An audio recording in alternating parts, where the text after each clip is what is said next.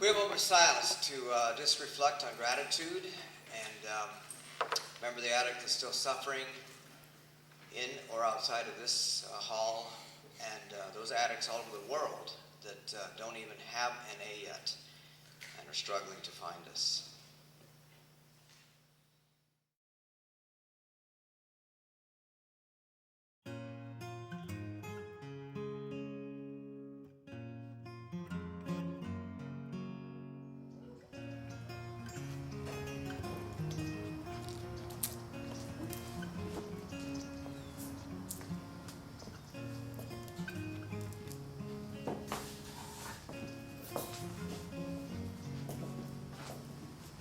As we visit together, we need to have one camera, Yeah. set it up, and talk. Yeah. And we've had some pretty powerful discussions in the last 2 days. It's And I think it's part of how this whole project is going to come together. So, I think it is about that now. Yeah. And that's different. yeah, it's different, yeah. I think we've got the information. Now we need to put it together in a form that is going to impact Narcotics Anonymous, not for a year or 2 years, but forever. And that it'll be something that won't be here today and gone tomorrow. Yeah. Something that will have a long-term impact on the newcomers and to hopefully change their heart from a heart of steel to a heart of flesh.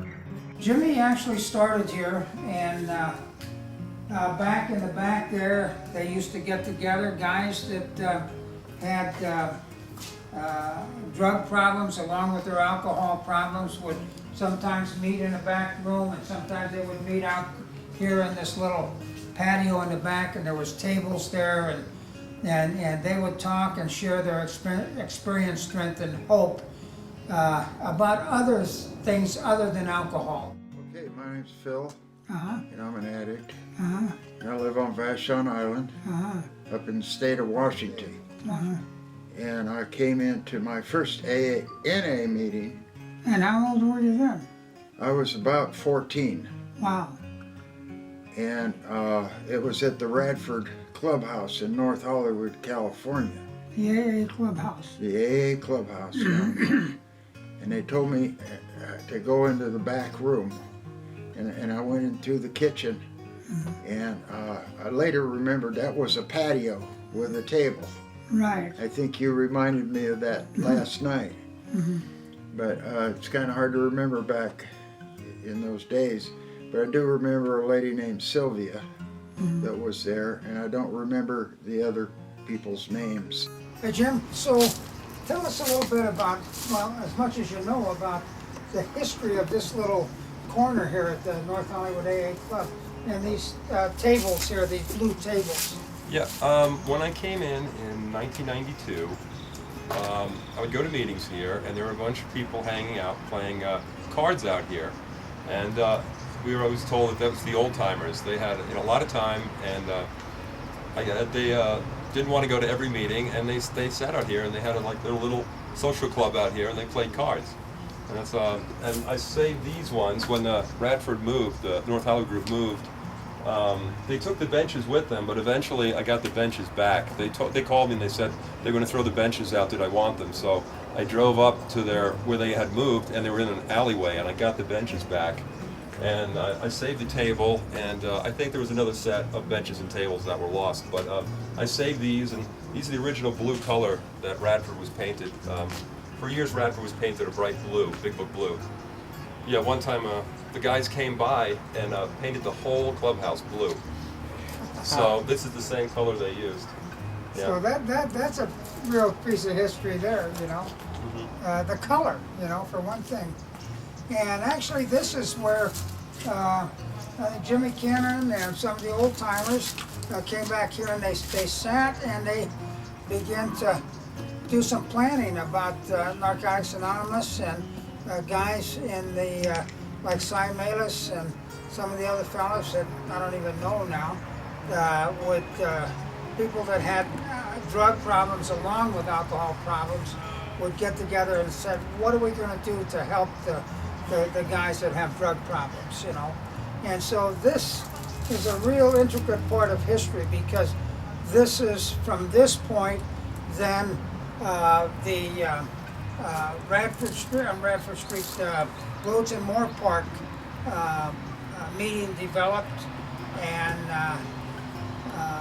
then it began to grow. But the roots are right here in the North Hollywood Club, and especially with these blue tables. These are the roots that begin to grow and get nutrition and depth that add to the fruit of Narcotics Anonymous. It's developed some beautiful fruit at this time. But this is where the seedling was. This is where the roots developed, right here. So, and I want to really thank Jim for having the love and compassion in us.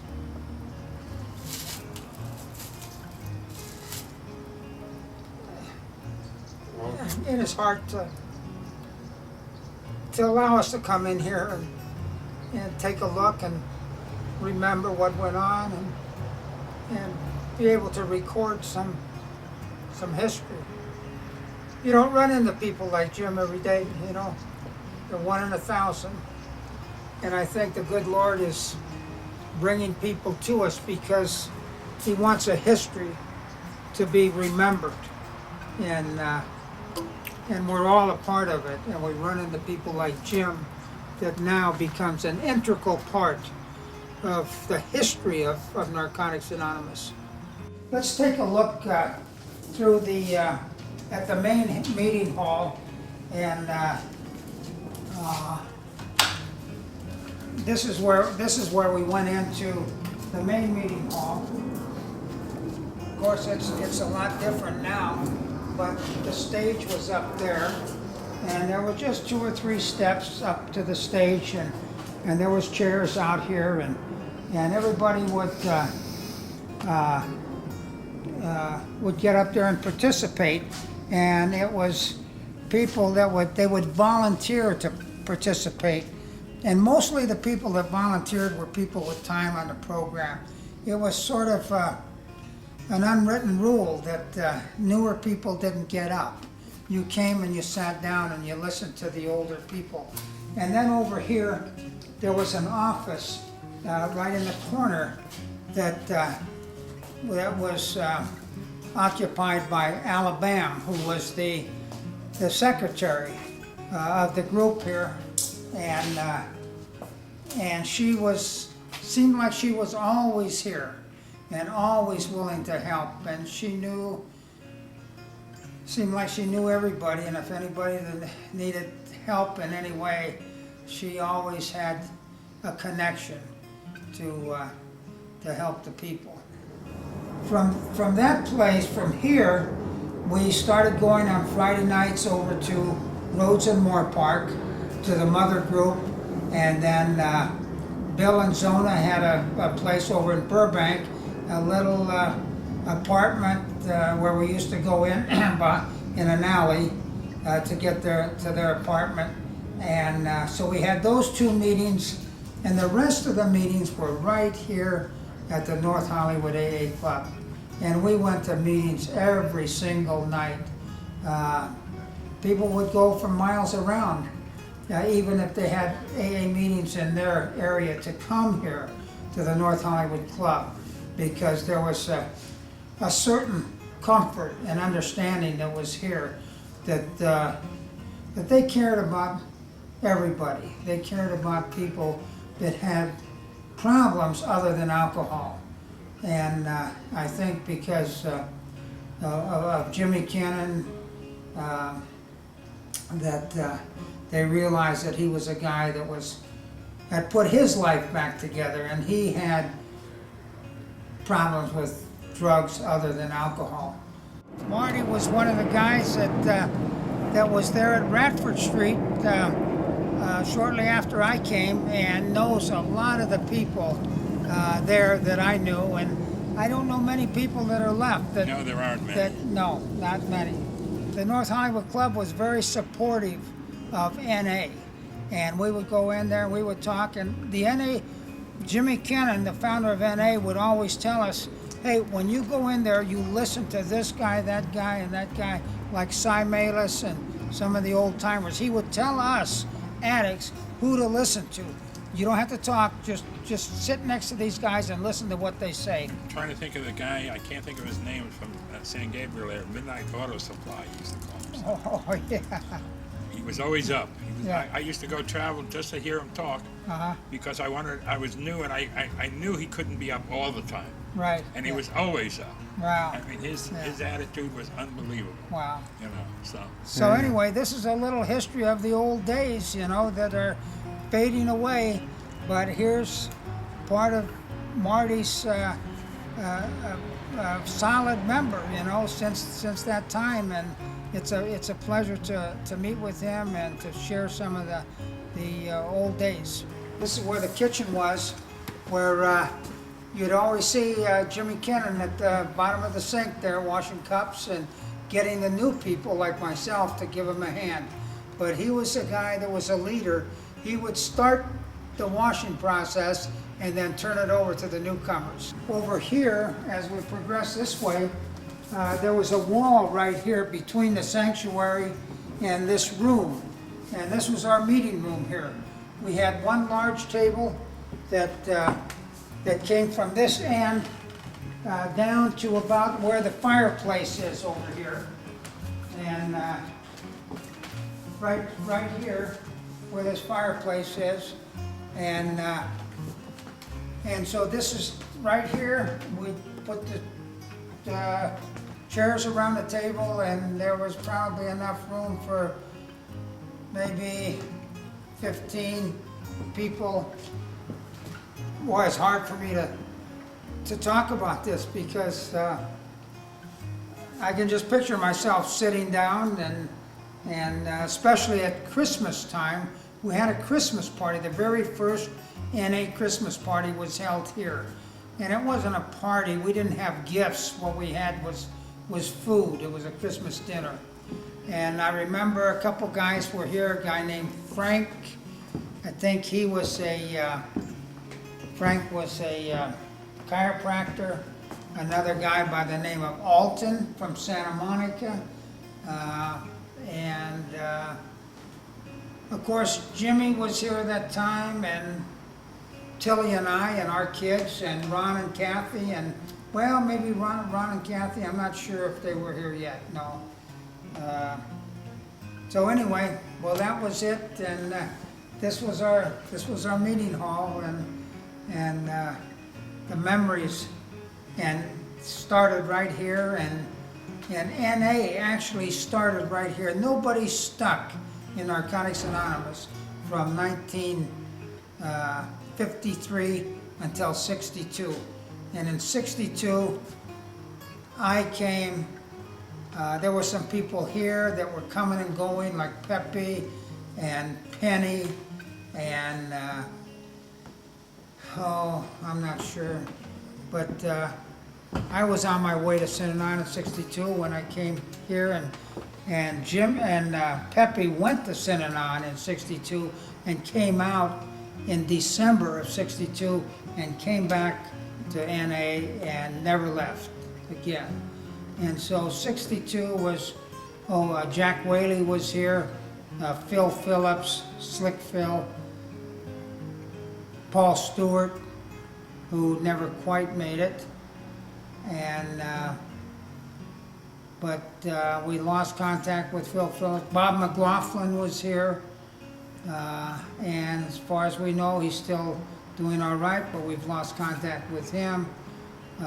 Dick Herbst was the first guy I sponsored. I picked him up. Jimmy told me to go to Shire's Dryer. There was a guy there that needed some help, and I went and I seen Dick there in bed, and I invited him to NA, and he came and stayed, and as far as I know, he's still doing fine, but we haven't seen him for quite a few years.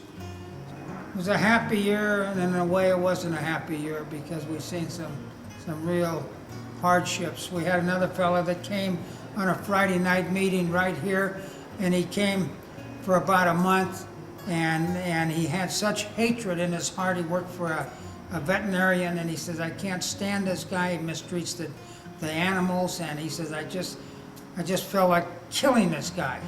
And he didn't show up on a Friday night. On Saturday morning, we read the paper, and he did kill the veterinarian, stabbed him to death, because he couldn't get over his resentment. That spurred a lot of us on to work the steps, to realize it is a matter of life and death. A resentment can kill you. We hear that a lot, but it's the truth. It's the truth. We've seen it in '62. There was a lot of things that happened in '62 that made an impact on us. There was, Netta and her husband Tom came during that time. As far as I know, Netta's still doing well. Tom called me in the middle of the night one night and had taken a gun and shot. He's while his wife was in the bed, shot a dozen shots around the bed, and then he said he was going to kill his mother-in-law. And he called me at midnight. She called me, and I talked to him, and I went over. I said, just go outside, I'll pick you up. I said, go out there and sit outside on the curb. And sure enough, I went over and picked him up and tried to get him in a mental psychiatric hospital, and that didn't work for him. And anyway, so that was Netta's husband. As far as I know, Netta did well, and Netta was also went to the meeting on Rhodes and Moore, not Rhodes and Moore Park, but at Bill and Zona's place down there in Burbank off of Magnolia.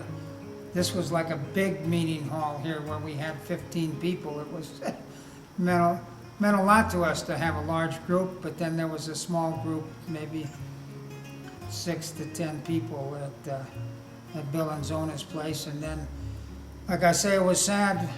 They stopped the meeting, and Zona got murdered, and Bill went back to the penitentiary and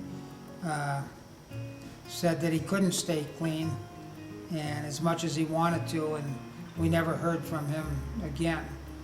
But that was some of the history about 1962. It was a great time for a lot of us, a sad time for others, very sad.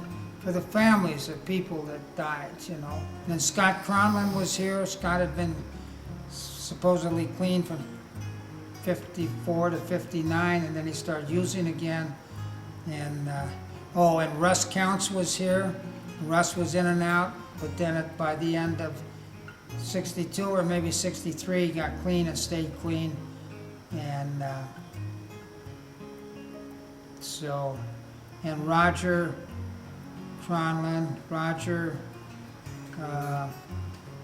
he was in and out, helped in '62 and helped start the ad center with Sylvia. And Sylvia was here in '62, and they went up to start the ad center in Berkeley. And so anyway, this is where it all started, right here at the Unitarian Church on Rhodes and Moore Park. And I thank God we met with this old guy, Marty, here, who had 40 years and was around narcotics, around the Radford Street at that time, and in the late 60s, and knew a lot of the people that we knew. And Radford Street was tremendously supportive of the NA program. Well, I just want to say a little prayer that the Lord will free me from any self-centeredness and ego and self-importance, and allow me to tell my story as truthfully as possible, and with the intention not to bring credit to myself, but to bring hope to the new people that are coming. And not only hope for them, but to talk about the basics, the way it used to be, the way people end up having the amount of time that I have, 40 or 30 years or someplace in there, and how we did it. And I think basically is, I don't think we had a lot of desires for anything else besides staying clean. There wasn't a lot of advertisement about things and toys and pornography and all that kind of stuff that draws people now away from a spiritual way of life. The only thing that we had was the God of our understanding and our fellow man. NA is like that. There's certain people that got this program in their heart, not just in their head, and they never give up. They'll always be there. So that's an important thing. I hope that, I don't know where this video is going, but gosh, if somebody's looking at this thing for the very first time and wanting to know what NA is all about, it's about a lot of individual people who have made a lot of progress through mistakes. Learned from the mistakes, developed a way of life that doesn't include drugs or anything else, studied the basic text, cleaned out the records of the past, and moved on with their life. Moved on and give it away to the next person that stands before them. Jimmy's done a great thing, and for society, for humanity. I mean, that little spark in 1953 that started now has magnified itself into a tremendous organization. It's all because that one man, very simple guy. I was looking at my big AA book, and I took it to a Hollywood meeting, I think it was in '59, I'm not sure. And I had it signed by some of the people there, and Jimmy signed it, and Sylvia. So by that time, Cy was gone. Cy was around about a year then or something, and I don't know what happened there exactly. That's what we're trying to find out too. So you don't know the rift between Jimmy and Seth? There was a rift between Jimmy and Cy. Yeah. Personalities. Yeah, I mean, Cy was a great white leader type, tells you what to do type. And Jimmy was laid back, ask me and I'll tell you what I know. But, so I mean, Cy was kind of like one of those overpowering personalities, you know what I mean? And that you see around the program, and they gather all the attention. They're considered leaders. So anyway, But Sylvia and Penny were the first women that you know about that were involved in the program. no, there were women. Other women, Well, I mean, there were women coming to the program, yeah. But I mean, I'm trying to think of some that stayed clean, and that's not so hard to remember. That's not so easy to remember. But there were a lot of women that came in and out. Yeah, Sylvia got active, and she was working with women. She had been in prison, maybe Lexington, I'm not sure. Sylvia Wexler. Wexler. And she was working with women, and she would bring people to the meeting, and she was active, and she helped out with things. I don't know if she was like secretary for a while or something.